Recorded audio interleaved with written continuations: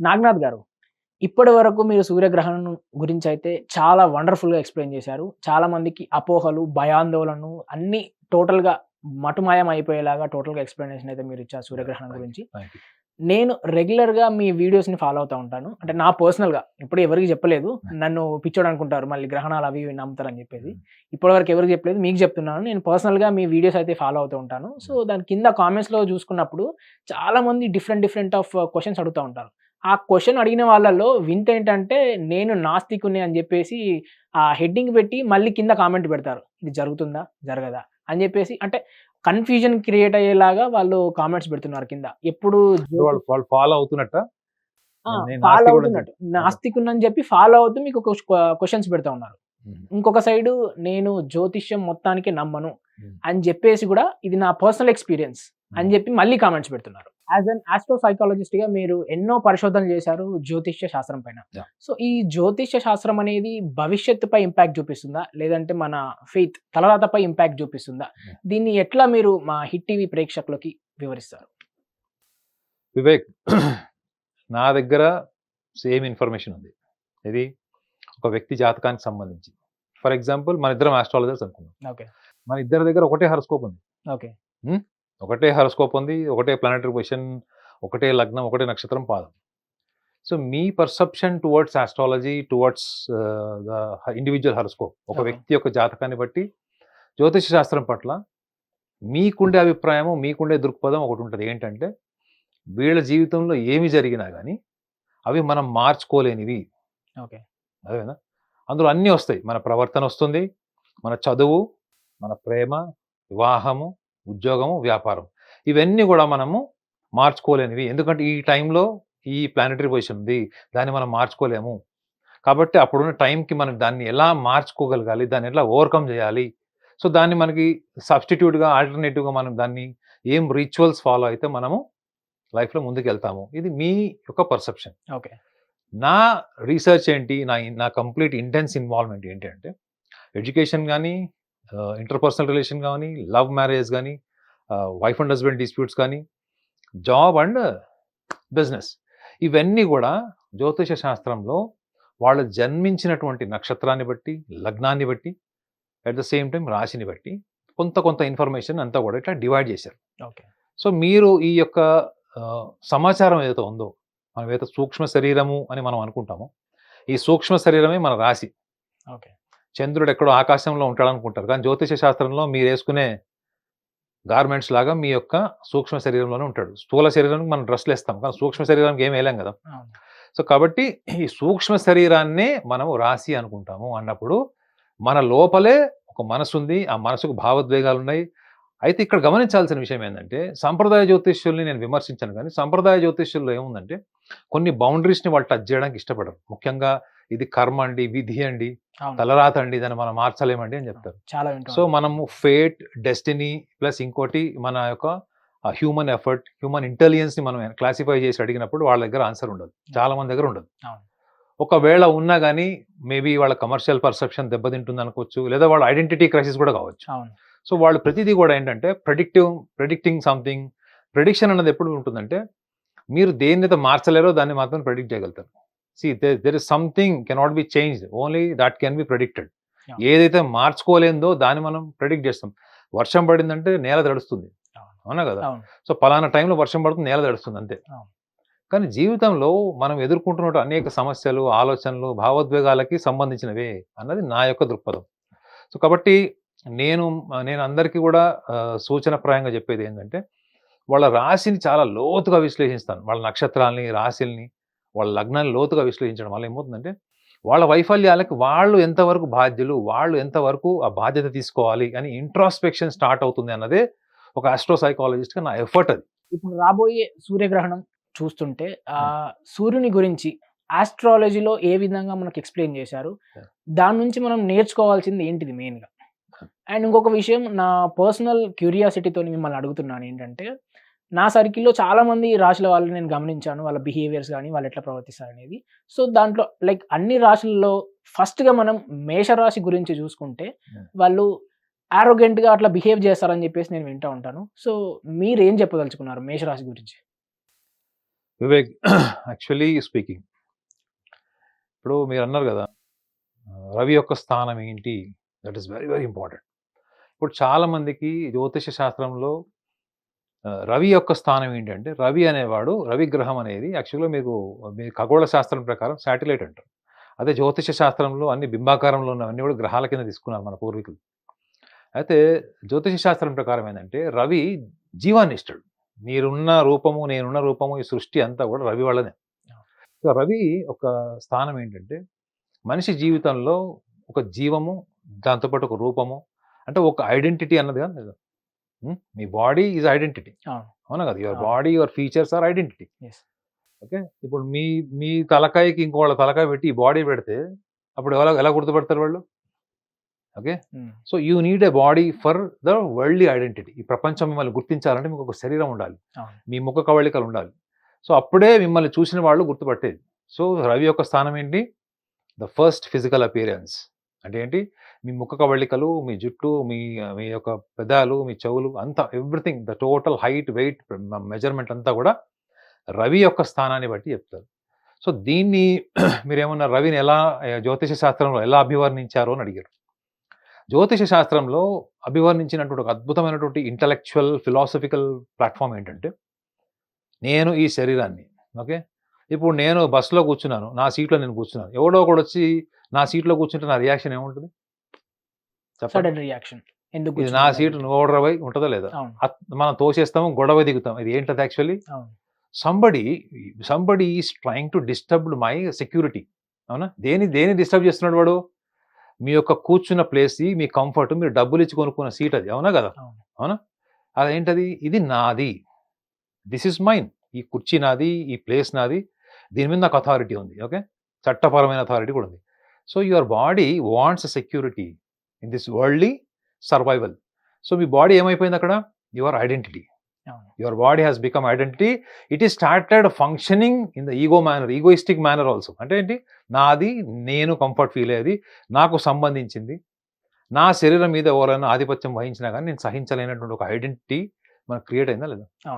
So Ravi యొక్క స్థానం ఏంటంటే, ప్రతి రాశి వాళ్ళకు కూడా రవి యొక్క స్థానం ఏంటంటే శరీరము, ఆ శరీరం పట్ల ఉన్న identity. That is what is an exact meaning of sun. చాలా మంది రవి అనగానే ఏమనుకుంటారు అంటే ఆరోగ్యాన్ని ఇచ్చేవాడు, శనిగ్రహం అన్నప్పుడు ఆయుష్ ఇచ్చేటువంటి గ్రహాలు మనకి ఇట్లా చెప్తారు. చంద్రుడు మనకు కారకుడు, బుధుడు బుద్ధి కారకుడు అని చెప్తారు. ముఖ్యంగా మీరు అడిగిన ఈ యొక్క మేషరాశి వాళ్ళకి చాలా సిగ్నిఫికెంట్ ఇన్ఫర్మేషన్. మీరు ఆరగెంట్ అన్నారు. ఆరగెంట్ ఒకటే కాదు, వాళ్ళకి షార్ట్ టెంపర్డ్ ఆరగెంట్ పీపుల్. వాళ్ళ జీవితాన్ని ఎవ్వరు నాశనం చేయక్కర్లేదు. ఎవరు నాశనం చేస్తారు? ఒక మేషరాశి వాళ్ళ జీవితాన్ని ఎవరు పాడు చేయక్కర్లేదు, ఎవరు నాశనం చేయక్కర్లేదు. ఎవరు చేసుకుంటారు?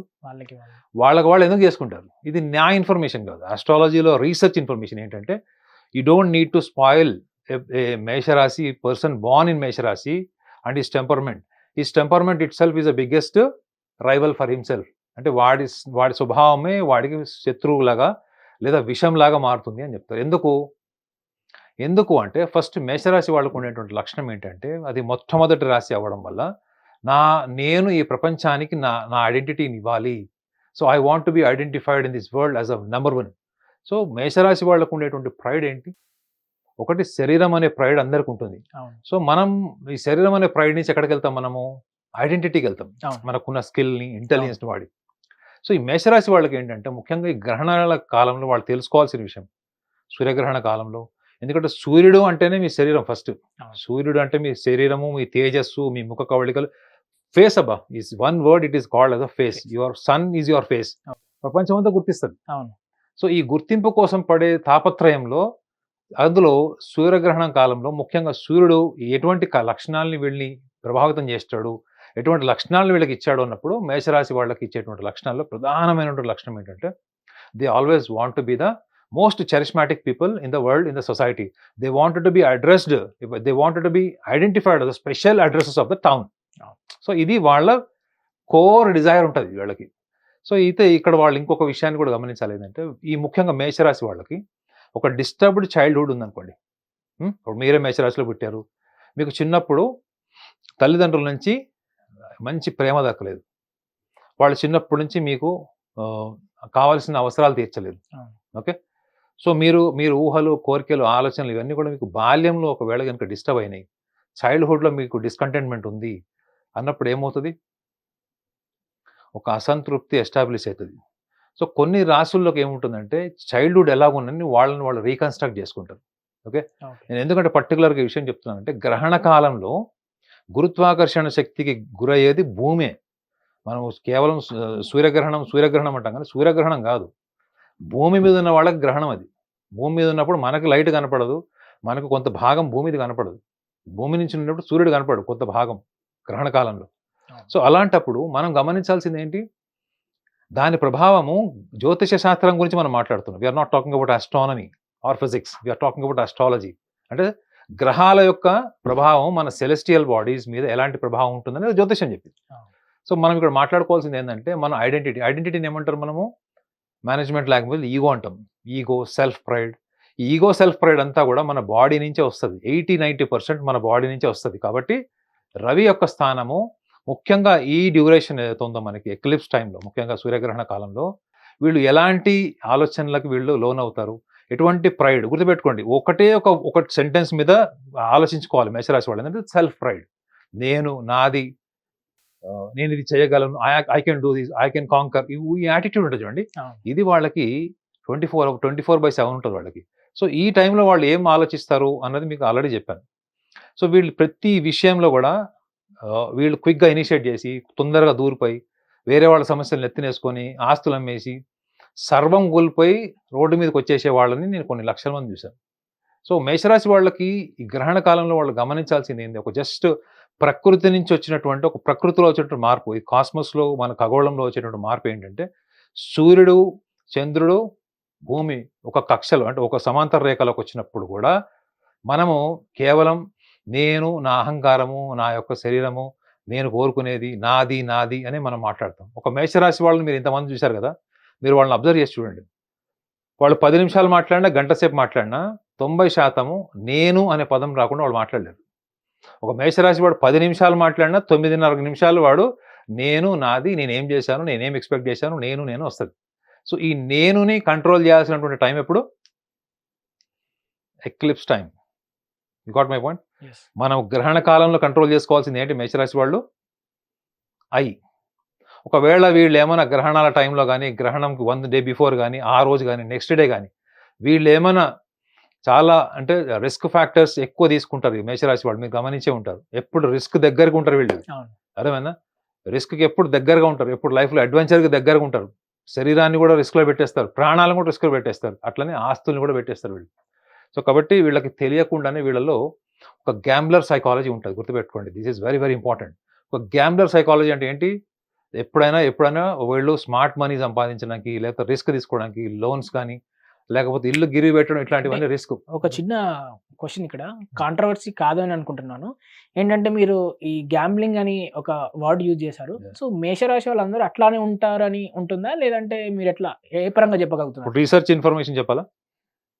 ఇప్పుడు గ్యాంబ్లింగ్ అంటే మనం ఏమనుకుంటాం, సర్వసాధారణ పని ఏంటంటే గ్యాంబ్లింగ్ అంటే కార్డ్స్ ఆడడం, రేస్ కోర్స్కి వెళ్ళడం అనుకుంటాం. So gambling is not just word of related with some activity. అరే వాడు ఒక గ్యాంబ్లర్ లాంటాడు. గ్యాంబ్లర్ అంటే మన కాలేజ్ డేస్లో కూడా అనుకుంటాం, స్కూల్ డేస్లో కూడా అమ్మ వాడు పెద్ద గ్యాంబ్లర్ అంటాడు. అంటే అర్థం ఏంటి, స్కూల్లో మీరేం గ్యాంబ్లింగ్ చేస్తారు, కాలేజ్ డేస్లో మీరేం గ్యాంబ్లింగ్ చేస్తారు కదా. గ్యాంబ్లర్ అంటే ఏంటంటే వాడు ఒక పని సాధించుకోవడం కోసం రకరకాల ప్రయత్నాలు చేయడంలో వాడు ఎటువంటి ఆలోచన అంటే ఎటువంటి కార్యాచరణ చేస్తాడు, వాడు ఏమి హెజిటేట్ కాకుండా చేస్తాడు, దానివల్ల పరిణామాలు ఏమైనా పట్టించుకోకుండా దాన్ని మేనేజ్ చేస్తాడు. అంటే ఒక రకంగా చెప్పాలంటే కొంచెం మ్యానిపులేటివ్ ఇంటెలిజెన్స్ ఉంటుంది.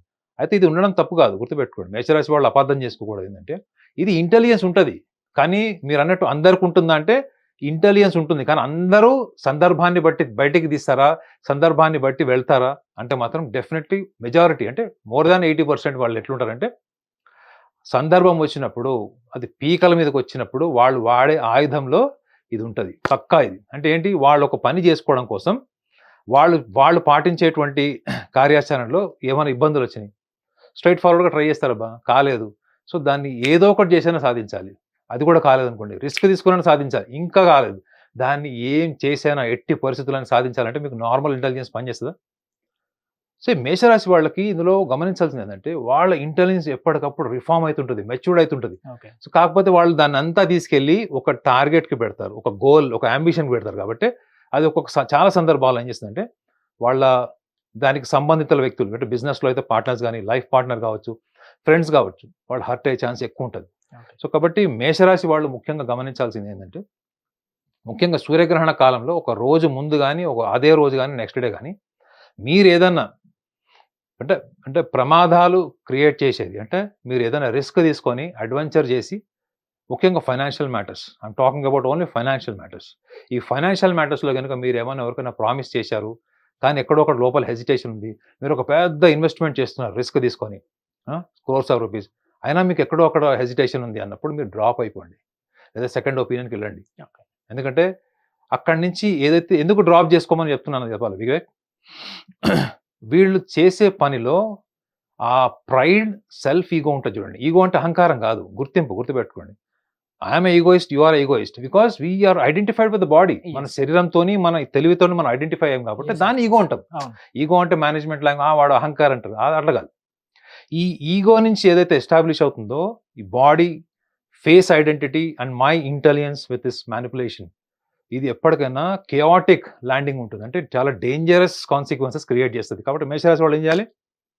They have to drop down all risk factors in terms of satisfying people or else encouraging people, or else you are going out of the way to take risk and adventurous financial investment can create a chaotic atmosphere in your life and unforgettable chaotic atmosphere create చేసే chance ఉంటుంది. కాబట్టి ఈ యొక్క గ్రహణ కాలంలో వాళ్ళు చేయాల్సింది ఏంటి అంటే ఈ శరీరము, ఈ యొక్క అహంకారము, ఈ ప్రైడ్ ఏదైతే ఉందో దాన్ని మీరు డ్రాప్ చేసుకునేటువంటి ఒక జస్ట్ ఇంట్రాస్పెక్షన్ చేసుకోండి. Just SIT alone, spend time with your self. మీరు గుర్తుపెట్టుకోండి వివేక్, మీరైనా నేనైనా మనతో మనం ఎక్కువ టైం స్పెండ్ చేసినప్పుడు మనలో తగ్గిపోయేది ఏంటి? బుద్ధి తగ్గిపోతుంది. బుద్ధి ఎక్కువే కదా మేషరాశి వాళ్ళు చేసేది. The more you are intellect, the more you are violent within yourself. So మీరు ఒక్కళ్ళుగా టైం స్పెండ్ చేస్తే ఏమవుతుంది? అనవసరమైనటువంటి బుద్ధి లేదా పర్వర్టెడ్ బుద్ధి మనని శాసించదు. అది ఎప్పుడైతే మనం శాసిస్తుందో ఆటోమేటిక్గా పరిస్థితులకి, పరిణామాలకి మనం బానిస అయిపోతాం. This is very simple logic during the solar eclipse. Hit TV app, ఇందులో short news, live news, entertainment shows, movies, digital magazines తో పాటు మీ జిల్లా వార్తలను కూడా ఫ్రీగా చూడొచ్చు. ఇంకెందుకు ఆలస్యం?